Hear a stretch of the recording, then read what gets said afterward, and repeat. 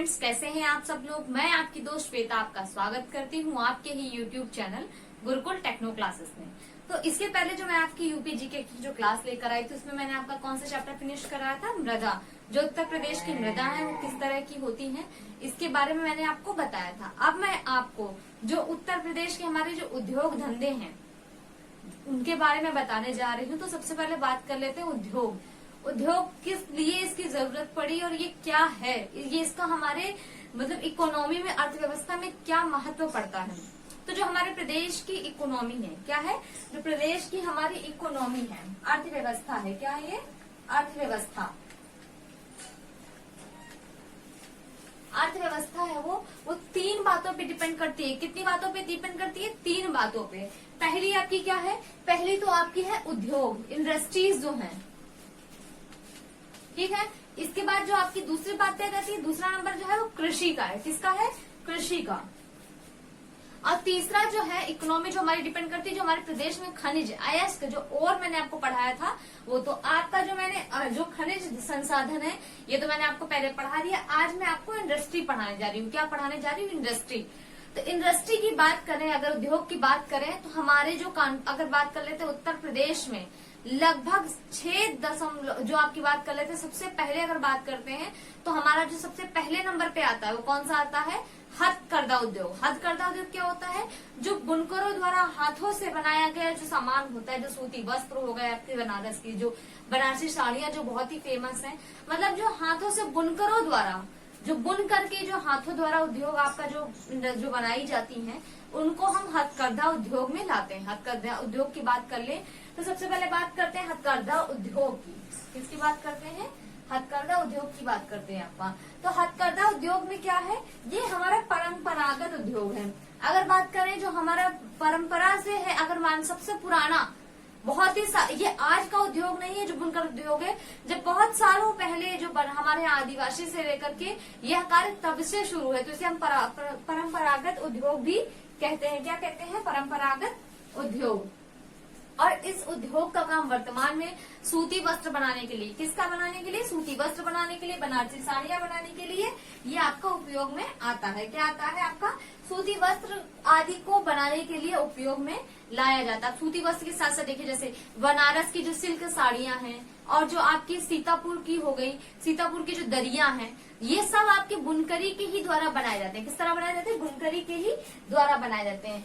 और प्रदेश के मतलब जो हमारे प्रदेश में भारत के लगभग कितने? भारत के लगभग 50%। कितने? भारत के लगभग 50% जो हमारे यहाँ जो बुनकर हैं वो उत्तर प्रदेश में निवास करते हैं। कहाँ निवास करते हैं? उत्तर प्रदेश में। भारत के लगभग 50%।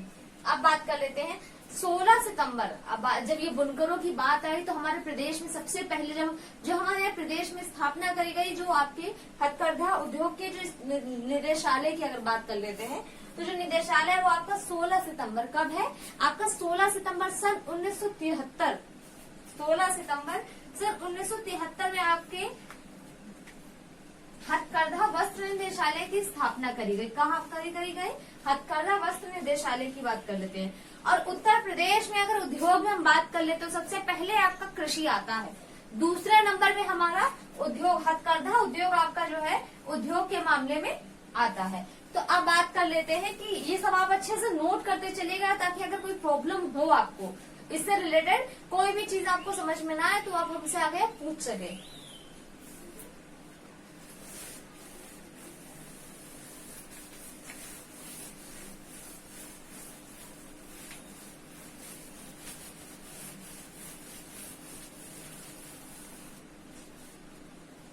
जैसा कि मैंने आपको बताया कि सन 1973 में निदेशालय की स्थापना करी गई, हथकरघा निदेशालय की। ठीक है।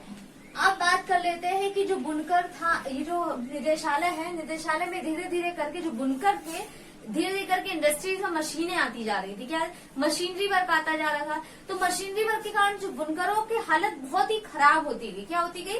बहुत ही धीरे धीरे करके जब एक जो आपका व्यक्ति काम करता उससे 10 गुना मैन पावर का जो 1 घंटे में कार्य आपकी मशीनें कर ले जाती थी। तो जो हमारे यहाँ के जो मशीनरी जिन्होंने लगाई है उन्होंने क्या किया कि मशीनरी लाना चालू कर दिया, तो ये उद्योग बहुत ही बेकार होता चला गया। तो इस वजह से लेकर के हमारे सन 1985 में, किस पे, 1985 में एक एक्ट लाया गया। कौन सा एक्ट लाया गया है आपका, जो आपका आया हथकरघा उद्योग अधिनियम।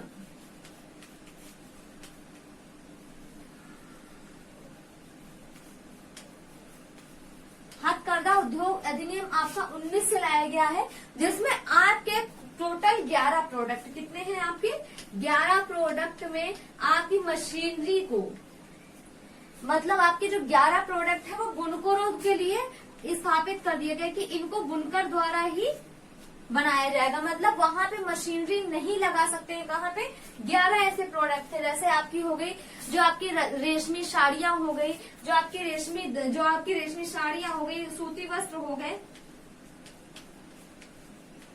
साड़ियां, सूती वस्त्र इत्यादि, ऐसे टोटल 11 प्रोडक्ट। कितने प्रोडक्ट हैं, 11 प्रोडक्ट है जो कि हथकरघा उद्योग अधिनियम के द्वारा जो आपके हैं, जो कि आपका यहाँ पे आरक्षित कर दिया गया, इन पे किसी भी तरह की मशीनरी द्वारा बनाया नहीं जा सकता। ये जो रिजर्व करा गया है इंडस्ट्रियों को, साथ साथ ये कानून बना देगा कि इसमें किसी भी तरह की कोई भी मशीनरी का उपयोग नहीं करना है। अब सबसे बड़ी बात कर लेते हैं कि हमारे प्रदेश में जो है कितने बुनकर होंगे लगभग।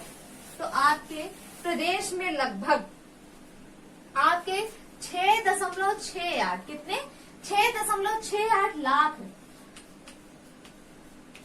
करीब करीब बुनकर आपके उपस्थित हैं, करीब करीब बुनकर।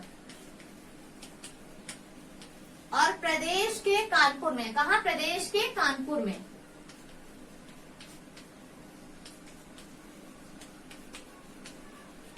लगभग आपकी 10 से 12 मिलें। कितनी आपकी 10 से 12 मिलें लगभग हैं आपकी। इसीलिए आपका नॉर्थ ईस्ट का मैनचेस्टर भी इसे कहा जा सकता है। क्या कहा जा सकता है, नॉर्थ ईस्ट का मैनचेस्टर, मैनचेस्टर ऑफ यूपी। तो आपका बात कर लेते हैं, ये आपका उत्तर प्रदेश में, ये सब जो 10 से 12 मिलों की बात करें तो ये केवल किताबों में है। अब वहां पे भी इतना कार्य नहीं रह गया, मिलें बंद हो चुकी है, परंतु अभी भी किताबों में यह आपका जो 10 से 12 मिल है, जिसमें आपकी लाल इमली मिल है, जो आपकी है कॉटन, जेके कॉटन मिल है, इस तरह की बहुत सी ऐसी मिलें हैं जो कि आती इसमें हथकरघा इसमें आती हैं।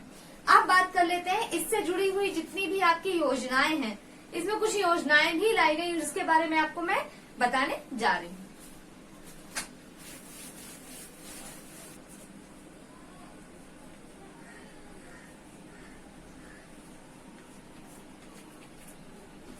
तो प्रदेश की कुछ योजनाएं हैं जो कि बुनकरों के लिए बनाई गई हैं। कौन कौन सी योजनाएं हैं, जिसमें आपकी पहली आ जाती है दीनदयाल बुनकर योजना।